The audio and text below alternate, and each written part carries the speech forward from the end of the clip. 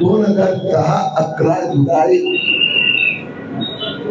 या Mahim railway station असो, अंधेरी जोगेश्वरी असो,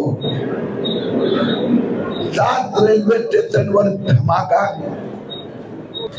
187 की मृत्यु, लगभग 900 जख्मी, और जख्म अभी भी भरा नहीं है।